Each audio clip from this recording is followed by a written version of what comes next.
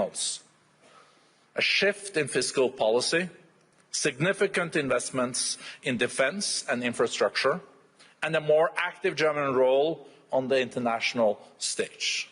As Mario Draghi has warned, without bold action, Europe risks a slow agony.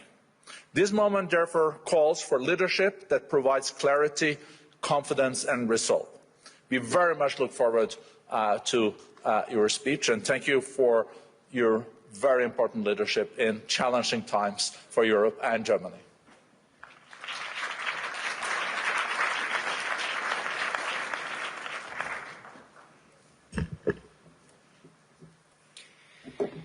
Now, President Borge Brende, ladies and gentlemen, the calm and peace up here on the magic mountain in Davos is at stark contrast to a world whose old order is unraveling at breathtaking pace. Let me share with you how the new German government is looking at these tectonic shifts and how we are addressing them. These shifts have the most profound ramifications for our freedom, for our security, and for our prosperity. In these weeks and months, we are witnessing a new era has already begun. Russia's war of aggression against Ukraine has been the most drastic expression so far. But change runs much deeper. China, with strategic foresight, has worked its way into the ranks of the great powers. The United States' global pole position is being challenged, and Washington reacts by radically reshaping its foreign and security policy. We have entered a time of great power politics.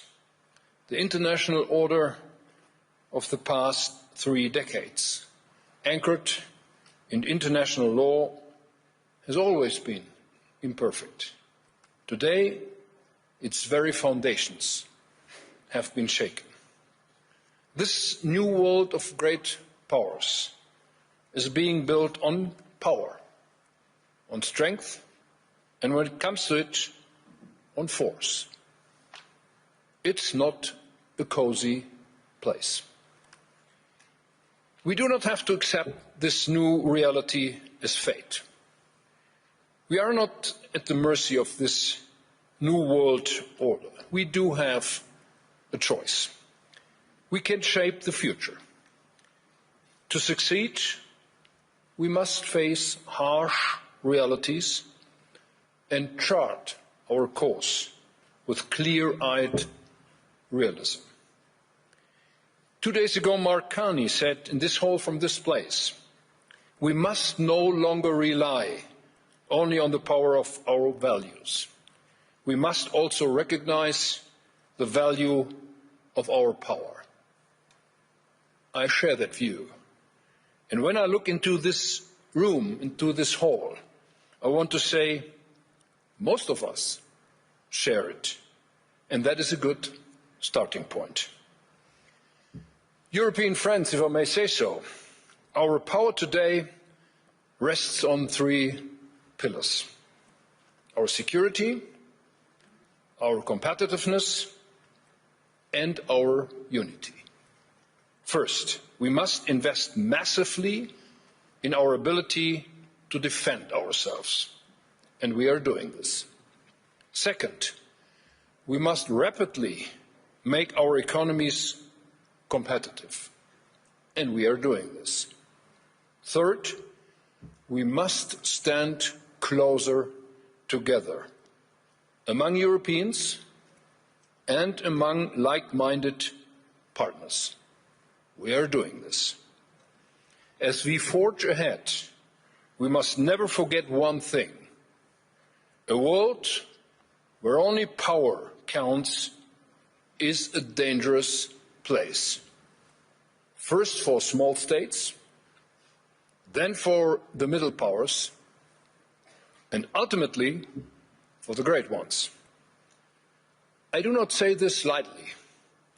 In the 20th century, my country, Germany, went down this road to its bitter end. It pulled the world into a black abyss. So let us bear in mind, our greatest strength remains the ability to build partnerships and alliances among equals, based on mutual trust and respect. I remind you, after 1945, the United States of America inspired us Germans to embrace this logic.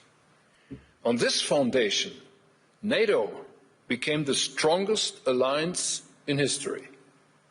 This is why we hold true this idea.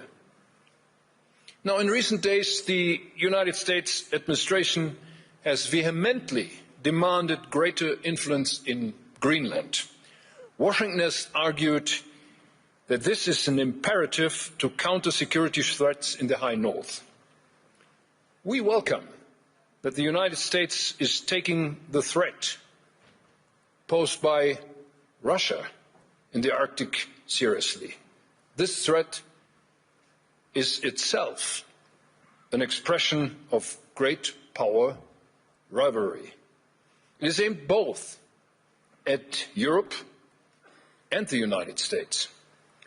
We experience it daily in hybrid attacks in the Baltic Sea and in Russia's winter war against the people of Ukraine. We share the conviction that as European NATO allies, we must do more to secure the High North as NATO. This is a common transatlantic interest.